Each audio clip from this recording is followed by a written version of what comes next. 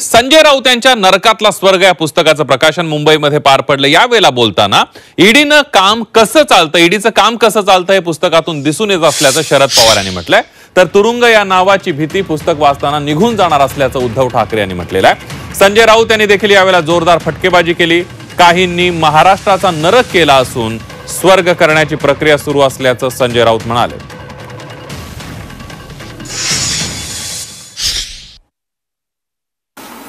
मला आश्चर्य होतं की सत्ताधारी पक्षाच्या लोकांना ते पुस्तक अजून न वाचता कसं समजलं मला माहिती।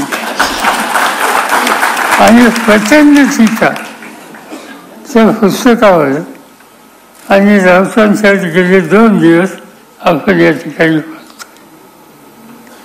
कुणी सांगितलं की मी वाद साहित्य वाचत नाही, कोणी आणखीन काही सांगितलं, अनेक मतं त्या ठिकाणी लिहिलेली आहे। मी हे जे पुस्तक लिहिलं आणि त्याच्यातून जी माहिती येते ती बघितल्याच्या नंतर एकंदर सत्तेचा गैरवापर कसा होतो याचं उत्तम लिखाण या पुस्तकाच्या माध्यमातून महाराष्ट्राच्या जनतेच्या समोर आलेली आहे।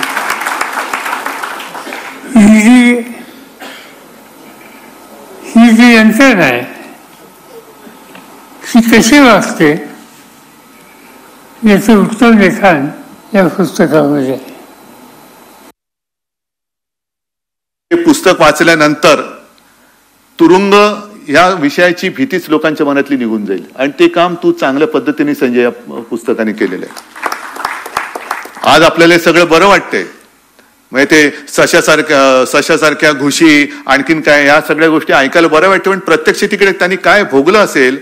आणि म्हणून मी त्याला म्हटलं की या पुस्तकात तू रडगाणं नाही गायलं तर रडणाऱ्या लोकांना धीर देण्याचा तू उत्तम आणि यशस्वी प्रयत्न केलेला आहेस। ही एक कसोटीचा क्षण आहे, दिवस येतात दिवस जातात।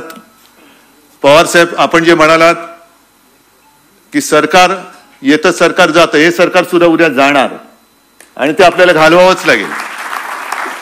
केवळ कोणाला काय व्हायचंय, मला हे व्हायचंय मला ते व्हायचंय म्हणून नाही, तर ज्यांनी आपल्या देशाला म्हणजे स्वर्गासारखा आपला जो देश आहे त्या देशाचा आणि त्या स्वर्गाचा नरक करण्याचा जो प्रयत्न चालू ठेवलेला आहे त्यांना नरकात टाकण्यासाठी म्हणून आपल्याला लढावंच लागेल आणि नुसतं लढावंच नाही तर जिंकावंच लागेल आणि ती जिंकण्याची उर्मी या पुस्तकाने दिलेली आहे। या पुस्तकातून लढण्याची प्रेरणा जरी 100 लोकांनी घेतली तरी या महाराष्ट्रातून आणि देशातून हुकुमशाही पूर्णपणे नष्ट होईल, गाडली जाईल आणि जे राज्य आपल्याला अपेक्षित आहे लोकशाहीचं ते या देशात आणि महाराष्ट्रात येईल इतकेच मी सांगतो आणि तूर्त आपली रजा घेतो।